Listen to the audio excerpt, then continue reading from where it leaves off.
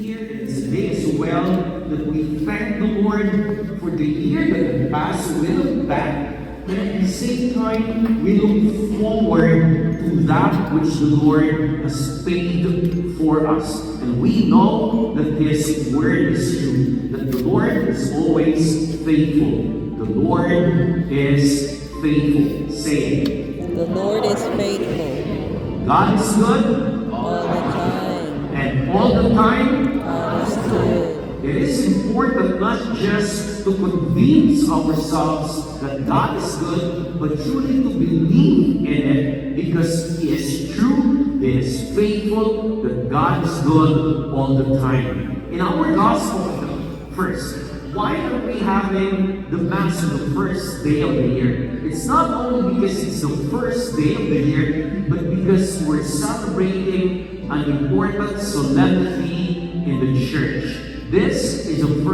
one of the first dogmas of the Catholic Church. And what dogma is this? The dogma, the teaching of Mary, Mother of God. And that is the feast we're celebrating today. Not because it's the first day of the year, but because today is Mary, Mother of God. And what is the significance of Mary, Mother of God? For us to believe in faith, for us to live in the 21st century, we do not have trouble understanding or believing or putting our faith that Mary is the mother of Jesus, who is human and divine. Back then, it was not something that was placed on a platter for people to believe in. It was a product of theologizing. Do you find it in the scriptures, the exact words that Jesus was human and divine? For the most part,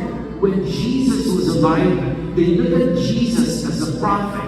For the most part, when Jesus, before He was crucified on the cross, they saw Him all right as the Son of Man. But that Jesus was divine is a product of theologizing, meaning that Jesus is God.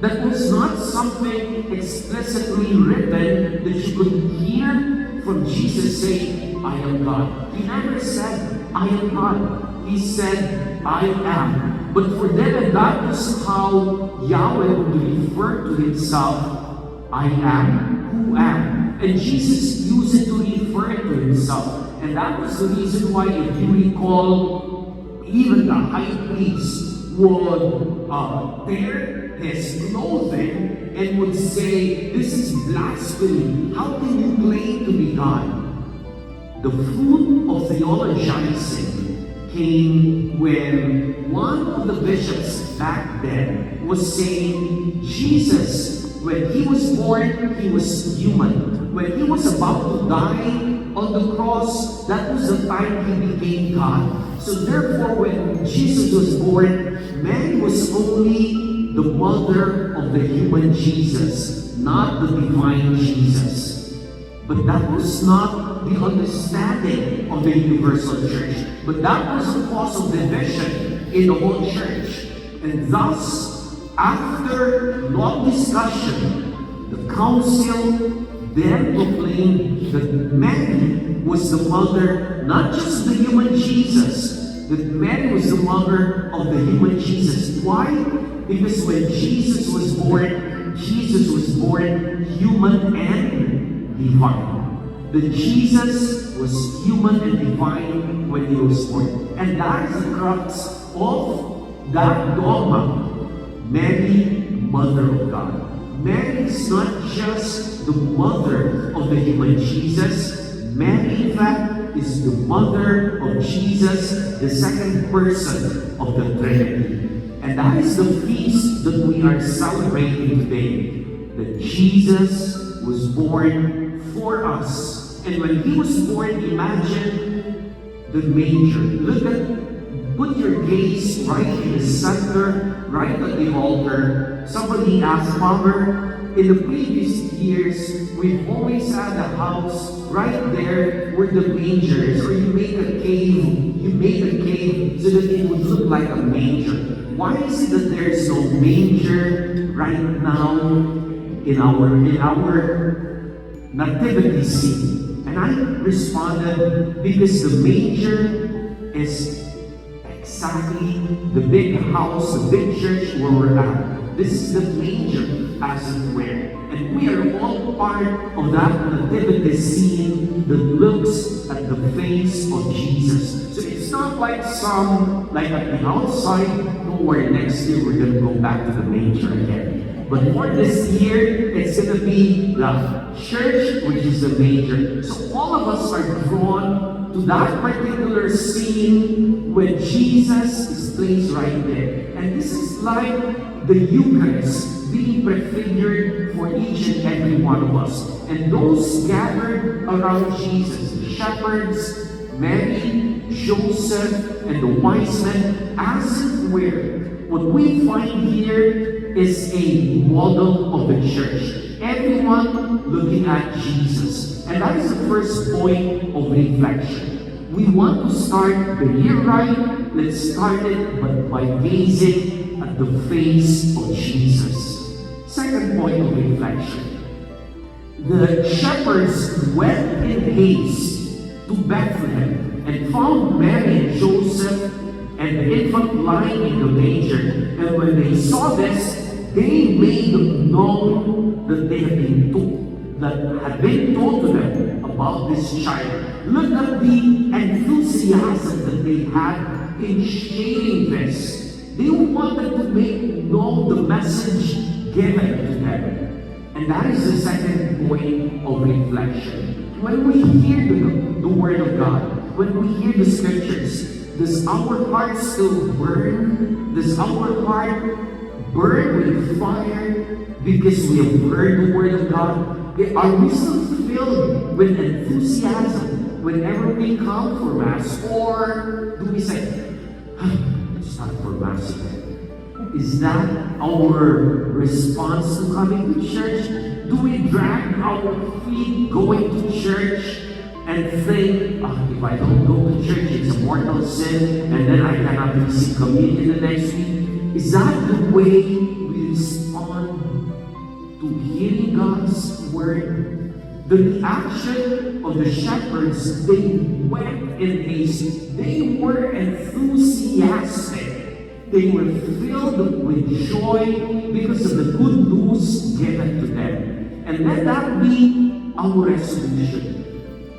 Joy is not an emotion. Joy is a decision. I decide to be joyful. I decide to react with Jesus in my heart. I decide to be happy because the Lord is with me. My dear friends, let that be, as I have said, our resolution for this year. I will put myself in a joyful disposition whenever I come for Mass. Even when I am carrying the weight of the world, even when I'm going through a difficult time, I will put myself in the disposition of joy. My heart will be filled with the Spirit. That is the meaning of the word enthusiastic, to be filled with the Spirit. And the third point of reflection, what happened after the shepherds met Jesus, encountered Jesus? What was the effect? The effect was then the shepherds returned, glorifying and praising God for all they had heard and seen, just as it had been told to them. They started glorifying God. They could not contain their joy. They started sharing that joy to others. And that is the natural effect of having Jesus in our life.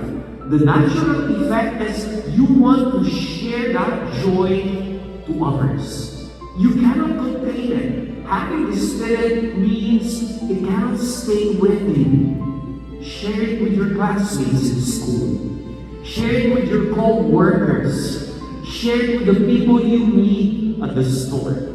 Share with the person you sit next to on, when was that? Last Sunday. Father Nitesh, Father Martin and I, this is usually our practice. Every Sunday evening, we eat out as priests together. So we decided, I suggested to them that the chaplain of the prison where we go to, his name is Chaplain Ahmed, Silent Ahmed, he's a Muslim. He suggested to us, there's a good restaurant in Fullerton, and you want to try it? Go, and it's a great restaurant. So we did. We went right to that particular restaurant. It was a halal restaurant. And after ordering our food, while waiting, there was somebody who we lined up with, and it was their first time. They were from Canada, Indian in origin, but Canadians. We started talking, and we started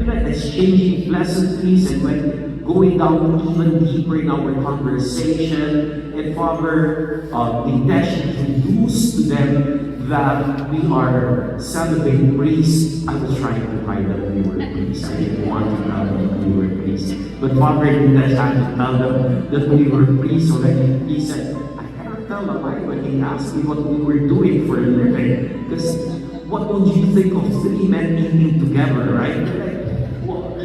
Where are their wives? Where are their girlfriends? So he had to say, we're celebrating priests.